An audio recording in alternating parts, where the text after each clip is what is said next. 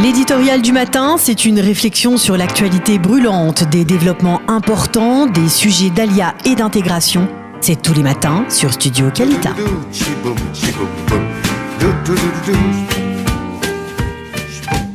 Professeur Shmuel Trigano, bonjour, Boker Tov. Bonjour. Merci d'être avec nous ce matin sur Studio Kalita. Nous avons le plaisir de discuter ensemble à l'occasion du second colloque des intellectuels francophones d'Israël qui est organisé par votre association Dialogia qui se tiendra demain très exactement de 18h à 22h Bet Sioné America à Tel Aviv. Alors professeur Trigano, le thème que vous avez choisi à l'occasion de ce deuxième colloque des intellectuels francophones, c'est une laïcité judaïque. Alors, expliquez-nous de quoi s'agit-il. On peut le comprendre, mais expliquez-nous on va dire l'ensemble des volets qui sont abordés durant ce colloque. Oui, permettez-moi d'ajouter que c'est un colloque qui se continue le lendemain, toute la journée, le jeudi. Ah, pardon, oui, effectivement. Voilà. Je crois que c'est une démarche tout à fait nouvelle. Jusqu'à présent, on se posait la question de savoir comment le judaïsme pourrait trouver un modus vivendi avec la sécularisation, la laïcité. Et ici, nous renversons la question en nous demandant est-ce que le judaïsme lui-même ne porte pas, non pas une dimension de laïcité, mais la possibilité de reconnaître un espace public, un espace qui serait celui du croisement des trajectoires des individus, de la liberté de pensée et d'opinion, qui ne nuirait pas nécessairement au principe même de religion. Alors, ça suppose une remise à plat de toute l'histoire, de la façon de concevoir le judaïsme, parce que le judaïsme, s'il est une religion, il est aussi un peuple, et les deux sont inextricablement liés. La séance fondatrice du Sinaï n'est pas la révélation à un individu qu'on devrait croire sur parole, comme dans les autres religions, mais une révélation faite à un peuple dans son ensemble, dans lequel d'ailleurs la dimension ethnique n'est pas unique, puisque il y a le Erev Rav, la grande multitude, qui reçoit également cette dimension. Donc notre projet, en fait, est créatif, je crois que ça n'a jamais été fait, c'est-à-dire de sonder le judaïsme pour voir s'il y a en lui la capacité, les forces de reconnaître un espace public. Alors, lorsque vous parlez de laïcité, vous le savez, c'est un thème qui est récurrent dans la société israélienne. Il est omniprésent, on le voit, on en parle très régulièrement. Et la question que l'on peut se poser, c'est peut-être l'une des questions que vous allez vous poser au cours de ce colloque, c'est de savoir est-ce qu'il y a, de par la création de l'État d'Israël, une nouvelle forme de laïcité juive qui n'existait pas jusqu'à présent, alors que cette laïcité, elle a existé, elle s'est développée, on va dire au cours des deux derniers siècles en particulier. Est-ce que l'État d'Israël a donné naissance à une forme de laïcité juive nouvelle, différente, et en quoi elle est différente ? Absolument. Et c'est là la dimension terminologique de notre travail aussi. Il y a eu des laïcités juives, il n'y a pas eu de laïcité judaïque, si vous voulez. Et donc, c'est un peu là-dessus que nous jouons. Les laïcités juives sont fort connues. C'est la forme de culture et d'identité juive qui découle de l'émancipation. C'est aussi la laïcité du monde yiddish. C'est aussi la laïcité israélienne. Donc en fait, c'est le premier soir de notre investigation, de nous pencher justement sur la nature des laïcités juives ou des laïcités des juifs, et afin de ménager la possibilité de concevoir une laïcité judaïque, non plus juive dans le sens de l'origine, du caractère collectif, etc., mais en rapport avec les principes fondamentaux. Parce que jusqu'à ce jour, en fait, le judaïsme est resté un problème pour la modernité juive et pour la laïcité juive. Regardons, par exemple, l'actualité israélienne. Israël, c'est une nouvelle donne, radicalement nouvelle depuis 25 siècles.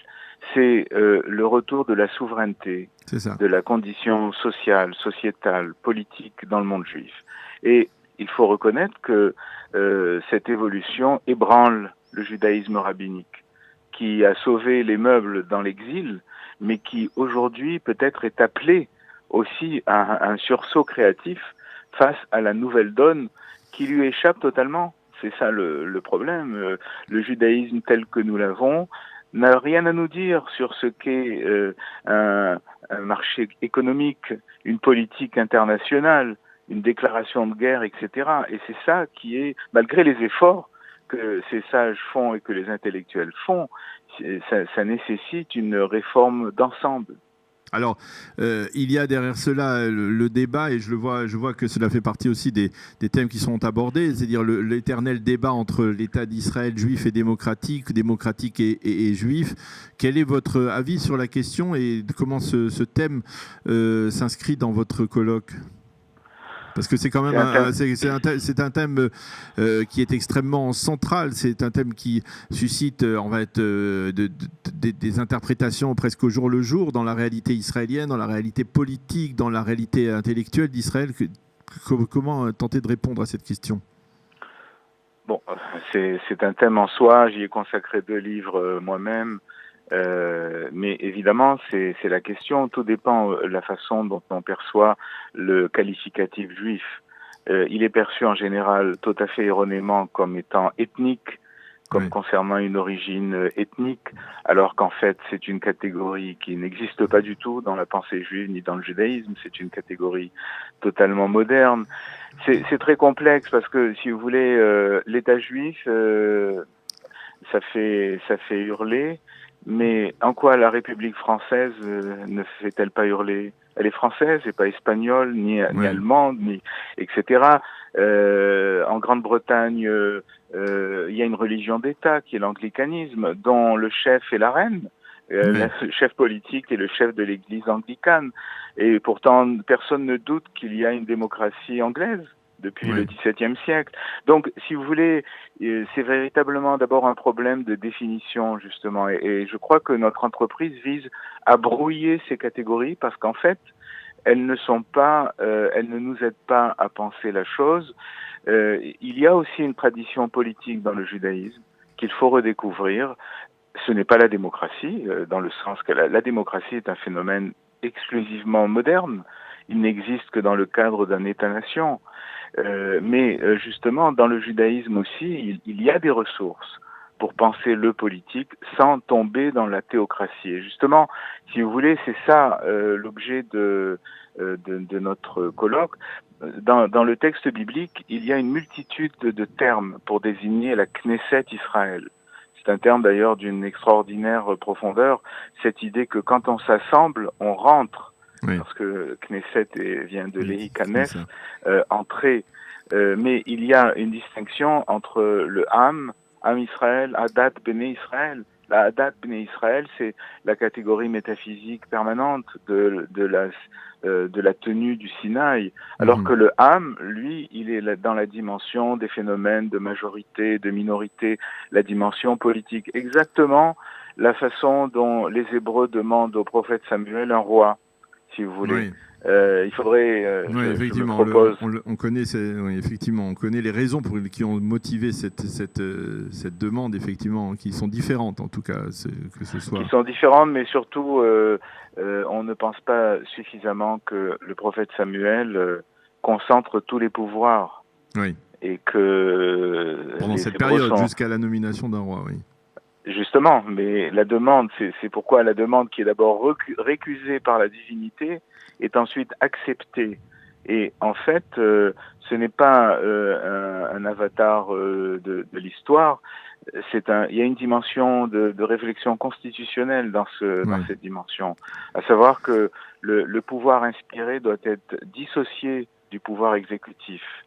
Et donc, il y a toute une doctrine, une théorie de l'autorité politique qu'il faudrait retrouver et évidemment lire avec les catégories de notre temps, puisque c'est nous qui les vivons.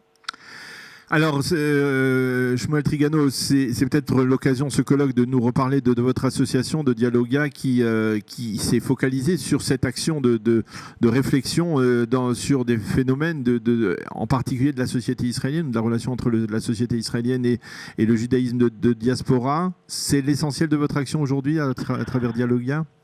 Notre action est uniquement intellectuelle et réflexive. Aucune ambition politique, ni sociale, ni rien. L'idée de créer un pont intellectuel entre justement l'Aliyah de France et la société, la culture, l'intelligentsia israélienne, qui reste des mondes extrêmement cloisonnés.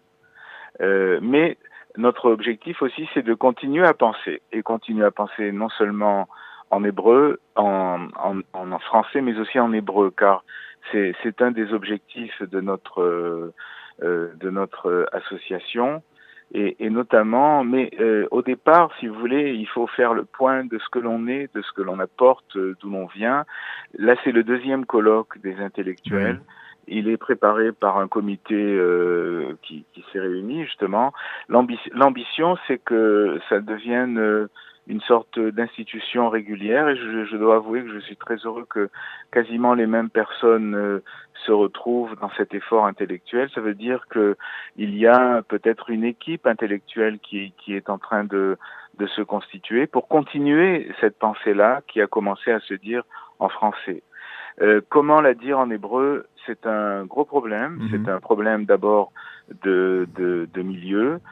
Contrairement à la France, je dirais d'une façon un peu accusatrice, il n'y a pas de public en Israël. Les gens sont enfermés dans leur chapelle, dans leur réseau, dans leur connaissance. Et quand on vient du dehors, entrer dans cette arène devient complexe si on ne prend pas une étiquette soi-même. Or, l'ambition de notre propos, c'est que nous ne supportons pas ces étiquettes, et nous sommes un peu de partout à la fois. Et je crois que c'est ça justement le kahal, c'est cette capacité de porter quelque chose qui est à l'intersection de bien des voix, des oppositions, des chapelles. Et donc, je pense que si nous avons quelque chose d'immédiat à porter, c'est bien cette dimension collective. Et en fait, c'est le sujet de notre colloque cette fois-ci, comme ça a été notre sujet de réfléchir à la question de l'identité qu'on appelle orientale ou séfarade, de réfléchir sur l'image que les Olim de France ont auprès des Israéliens vétérans, etc., etc. Cette année, nous avons fait aussi un sondage national sur la fracture identitaire israélienne. Et donc, en fait, il s'agit de clarifier les problèmes parce que chacun vit dans l'univers de son propre Israël intérieur. Cet Israël, il est légitime, il fait partie de l'intimité, de la subjectivité, mais il y a aussi un Israël réel, externe, qui nous échappe et qu'il s'agit de comprendre, d'analyser, etc., parce que c'est là que se posent les enjeux collectifs aujourd'hui. Eh bien, professeur Shmuel Trigano, merci beaucoup de nous avoir parlé donc de ce colloque. On invite bien entendu nos auditeurs à participer à ce colloque. Il se tiendra donc demain soir, à partir de demain soir à 18h, de 18h à 22h, donc au Bet Sioné America, et le lendemain de 10h à 18h, donc toujours au Bet Sioné America, n'est-ce pas? Les 2 jours, c'est au Bet Sioné America. Oui. Voilà, avec de nombreux intervenants, de nombreux participants à ce colloque, donc sur le thème Une laïcité judaïque. Merci Shmuel Trigano d'avoir été avec nous et bonne journée. Shalom, shalom. Bonne journée. L'éditorial du matin, c'est une réflexion sur l'actualité brûlante, des développements importants, des sujets d'Alia et d'intégration. C'est tous les matins sur Studio Kalita.